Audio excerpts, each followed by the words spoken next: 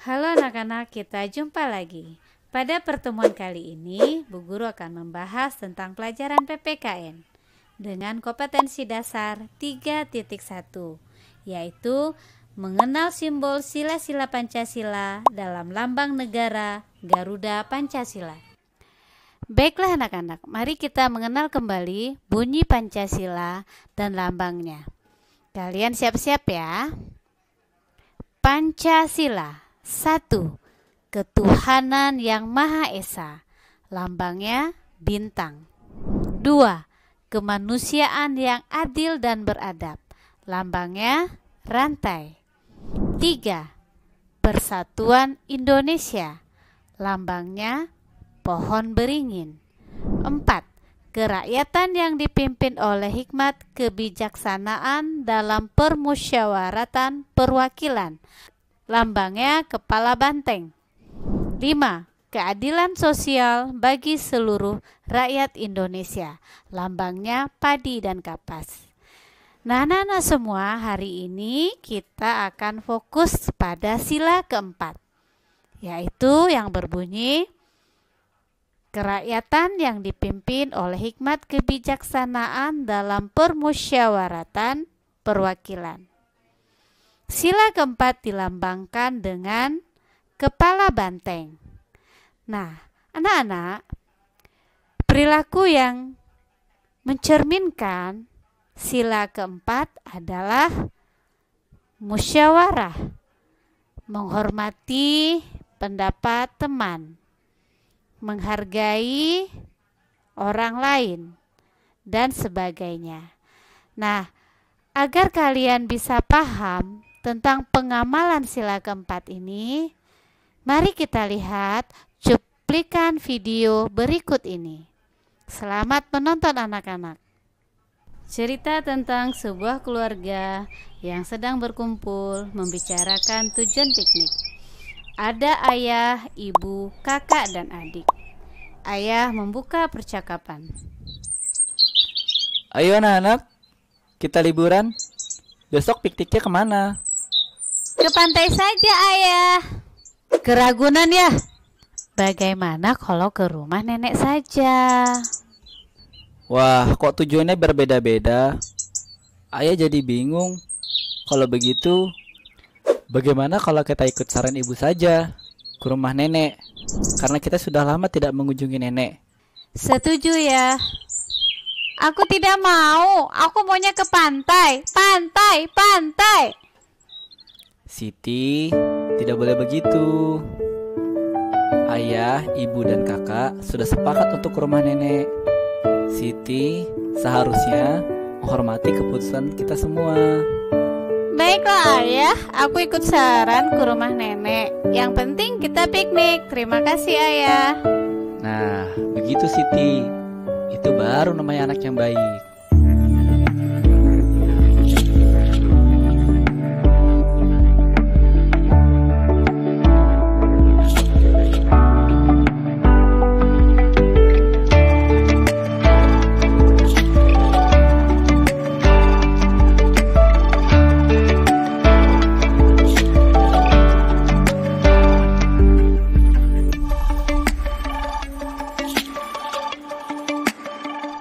Nah, anak-anak, sekarang waktunya kita akan menjawab pertanyaan. Silakan siapkan pensil dan buku kalian. Oke, pertanyaan pertama. Apakah bunyi sila keempat dari Pancasila? 2. Apakah lambang sila keempat dari Pancasila? 3. Siapakah yang ingin ke pantai? 4. Apakah yang disarankan oleh ibu? 5. Tuliskan sikap atau perilaku yang mencerminkan sila keempat dari Pancasila. Nah, anak-anak, selamat menjawab. Semoga kalian selalu sehat dan tetap semangat. Bye-bye, sampai jumpa. Halo semua, hari ini kita belajar tema organ gerak hewan dan manusia. Subtema organ gerak hewan. Yuk belajar. Tahukah kamu, jika tanpa organ gerak kita tidak bisa melakukan kegiatan apapun.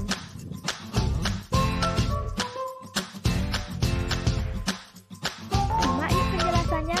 Salah satu ciri dari makhluk hidup adalah bergerak. Secara umum, bergerak merupakan perpindahan tempat atau perubahan posisi sebagian atau seluruh tubuh manusia. Manusia dan hewan dapat bergerak karena adanya organ gerak. Lalu, apakah kegunaan organ gerak itu? Organ gerak berguna untuk berjalan, memegang sesuatu, berlari, berlompat, memanjat, berenang, terbang, dan sebagainya. Hewan dibagi menjadi dua kelompok, yaitu hewan vertebrata, hewan bertulang belakang, dan hewan apetalbrata, hewan tidak bertulang belakang. Yuk, coba amati kerangka hewan vertebrata. Apa saja contoh yang termasuk hewan vertebrata dan hewan apetalbrata? Contoh organ gerak hewan vertebrata.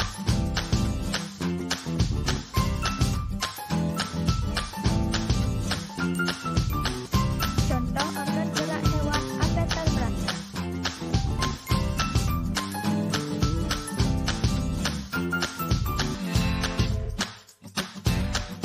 Tahukah kalian hewan memiliki gerak yang berbeda-beda sesuai dengan habitatnya?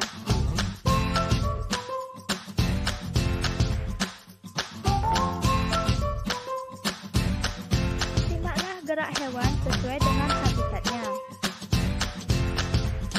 Hewan hidup di darat. Hewan hidup di air.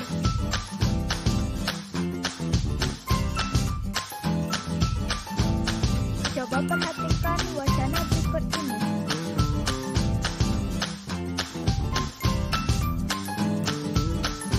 Ide pokok dalam wacana tersebut adalah ikan memiliki sistem gerak yang unik. Kalimat pengembangnya adalah selain kalimat ide pokok yang telah disebutkan tadi. Hore, benar sekali. Ide pokok merupakan ide atau gagasan yang menjadi pokok pengembangan paragraf. Nama lain ide pokok adalah gagasan utama atau gagasan pokok. Kalimat pengembang adalah kalimat yang menjelaskan atau mengembangkan kalimat utama. Sekian pemaparan materi mengenai organ gerak hewan. Semoga bermanfaat. Terima kasih.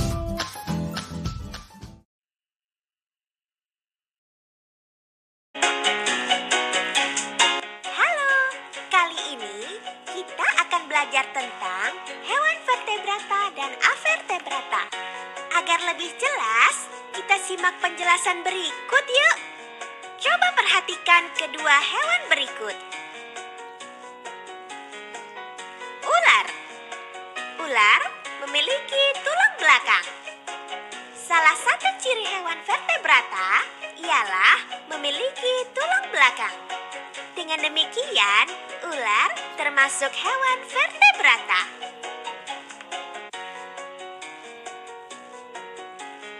Cacing. Seperti yang kita lihat, hewan satu ini tidak memiliki tulang belakang. Salah satu ciri hewan avertebrata ialah tidak memiliki tulang belakang. Dengan demikian, cacing termasuk hewan avertebrata. Kita cari tahu hewan selanjutnya yuk.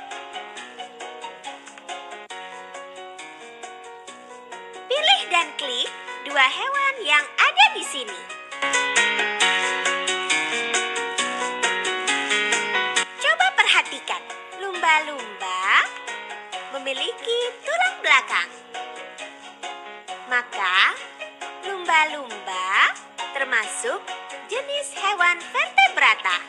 Ubur-ubur tidak memiliki tulang belakang. Maka, ubur-ubur termasuk jenis hewan avertebrata.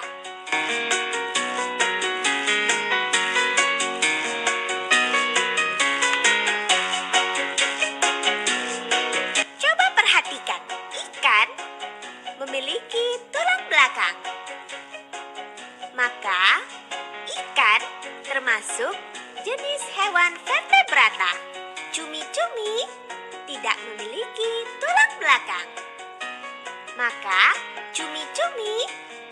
termasuk jenis hewan avertebrata.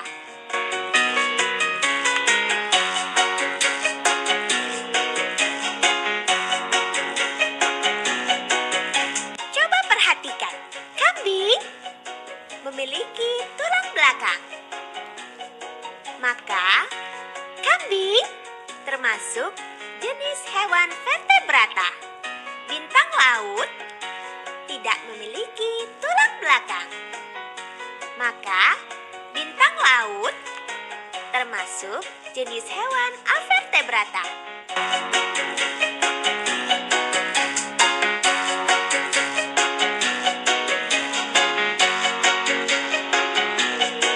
Coba perhatikan, burung memiliki tulang belakang. Maka, burung termasuk jenis hewan vertebrata. Siput tidak memiliki tulang belakang. Maka, siput termasuk jenis hewan avertebrata.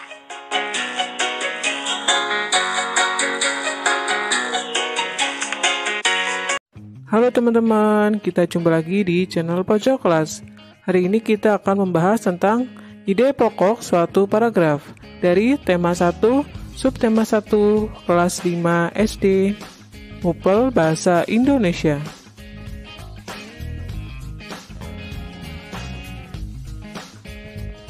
Ini adalah salah satu contoh paragraf. Paragraf itu terdiri dari satu kalimat utama dan beberapa kalimat pengembang.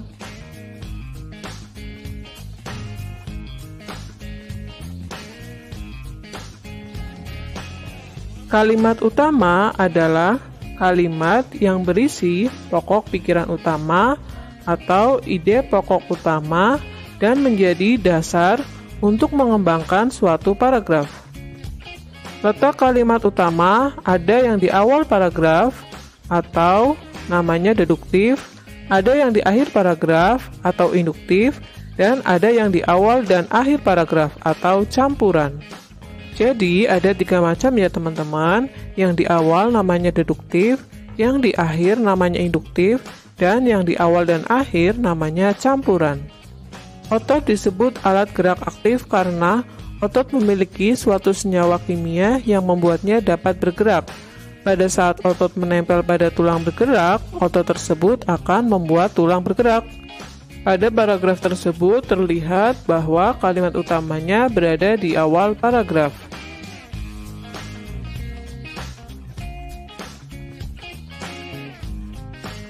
Setelah kita bisa menentukan di mana kalimat utamanya, maka selanjutnya adalah kita harus menentukan ide pokok dari paragraf tersebut.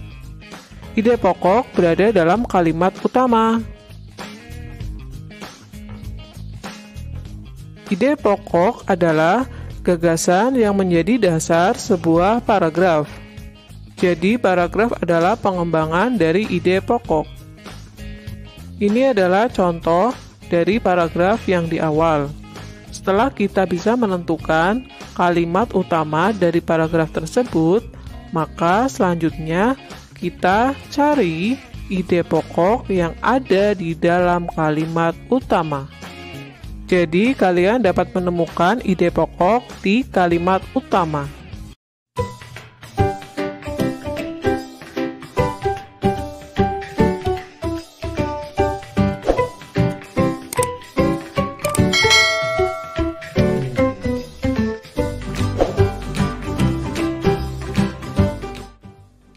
Halo sahabat cerdas, kali ini kita akan belajar tentang letak wilayah Indonesia.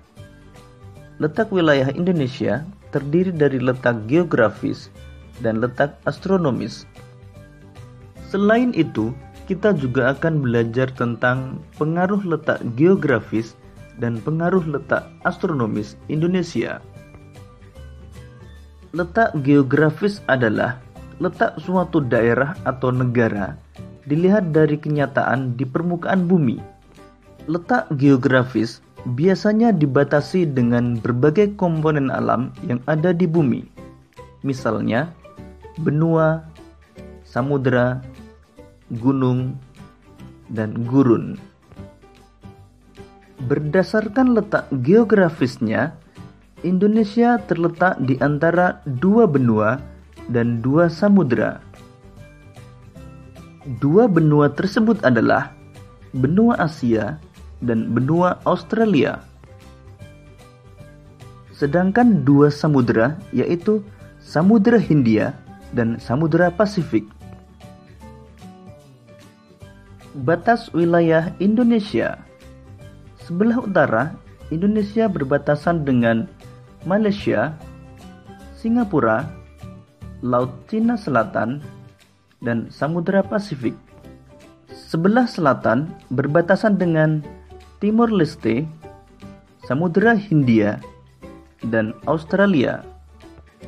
Sebelah barat berbatasan dengan Samudra Hindia, dan sebelah timur berbatasan dengan Papua Nugini dan Samudra Pasifik.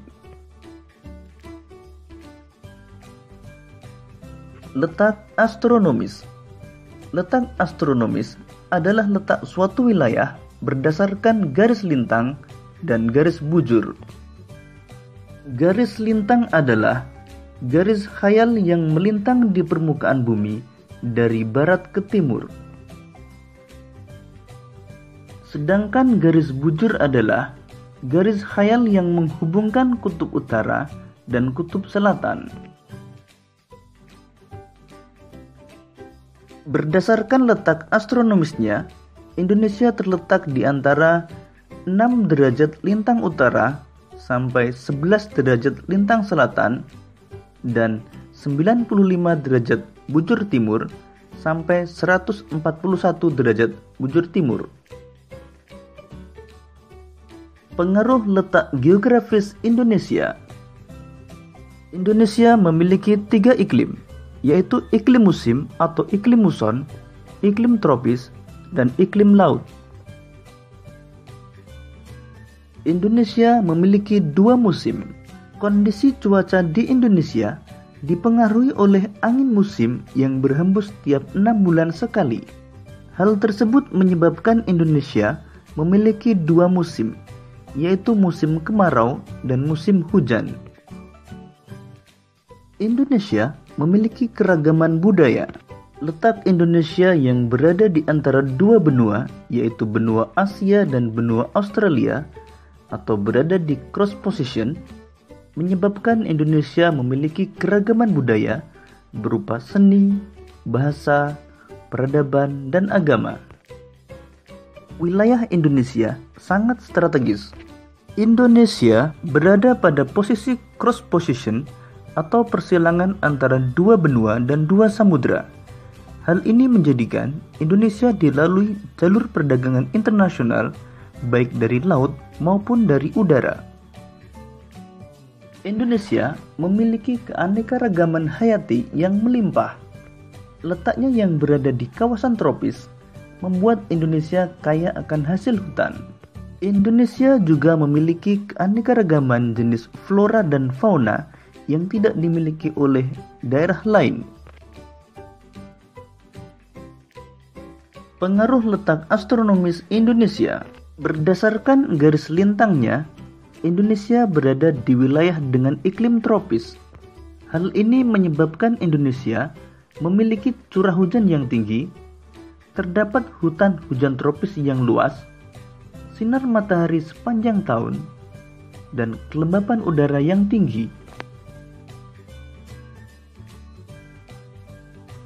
Berdasarkan letak garis bujurnya, Indonesia memiliki 3 daerah waktu, yaitu waktu Indonesia bagian barat, waktu Indonesia bagian tengah, dan waktu Indonesia bagian timur.